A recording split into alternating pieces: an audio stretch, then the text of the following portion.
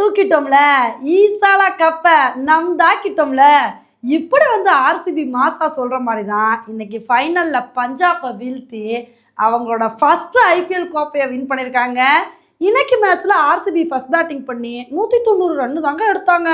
இதை வந்து பார்த்து கூட நம்ம பயந்துட்டு இருந்தோம், என்னப்பா ஃபைனல்ல இவ்வளோ ஸ்கோர் தான் எடுத்திருக்காங்க, இந்த ஸ்கோரை வச்சு டிஃபெண்ட் பண்ணி பஞ்சாபை வீழ்த்திடுவாங்களா அப்படின்னு நினச்சிட்டு இருந்தோம். அதுக்கு தகுந்தாப்புல பஞ்சாபோட ஓப்பனிங் பார்ட்னர்ஷிப்பு நல்லா இருந்துச்சுங்க. 3வது ஓவரில் வேற செப்படு ஒரு கேட்சை விட்டு விட்டாரு. ஐயையோ போச்சா மேட்ச்சு, இனி பஞ்சாப் என்ன அடி அடிக்க போகிறாங்களோ அப்படின்னு பயந்துட்டு இருந்தோம். ஆனால் சும்மா சொல்லக்கூடாதுங்க, ஹசல்வுட் வந்து பிரியான் சாரியாவோட விக்கெட் எடுத்து ஸ்டார்ட் பண்ணி வச்சாரு. அதுக்கப்புறம் குருணால் பாண்டியா நானும் விக்கெட் எடுத்து ஆரம்பிக்கிறேன் அப்படின்னு சொல்லி பிரப்சிம்ரனோட விக்கெட் எடுத்தாரு. ஆனால் என்னதான் 2 விக்கெட் போனாலும் ஸ்ரேயஸ் ஐயர் வந்து களத்தில் நின்னவுனே பக்குன்னு இருந்துச்சுங்க.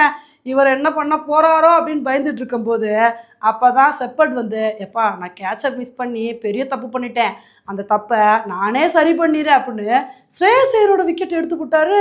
ஸ்ரேயஸ் ஐயரோட விக்கெட்டை எடுத்தோடனே அவ்வளோதாங்க, எப்படியும் ஆர்சிபி இந்த மேட்சை வின் பண்ணிடுவாங்க அப்படின்ற எண்ணம் தான் நமக்கு வந்து தோணுச்சு. ஆனால் என்னதான் ஸ்ரேயஸ் ஐயரோட விக்கெட் எடுத்ததுக்கப்புறம் கூட ஜோஸ் இங்கிலீஷ் வந்து நல்ல ஒரு இன்னிங்ஸை கொடுத்துட்டு இருந்தாருங்க. இவரோட விக்கெட் எடுக்கணுமே அப்படின்னு நினச்சிட்டு இருக்கும்போது குருணால் பாண்டியா விக்கெட் வேணுமா நான் இருக்கேன் அப்படின்னு சொல்லி ரொம்ப அழகாக ஜோஸ் இங்கிலீஷோட விக்கெட்டை வந்து எடுத்து போட்டாரு.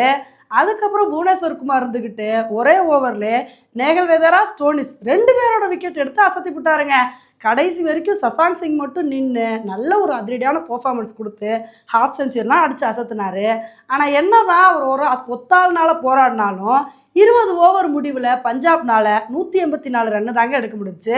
இதனால இந்த மேட்சை ஆர்சிபி 6 ரன் வித்தியாசத்தில் வின் பண்ணி ஐபிஎல் கோப்பையை தட்டி தூக்கிட்டாங்க.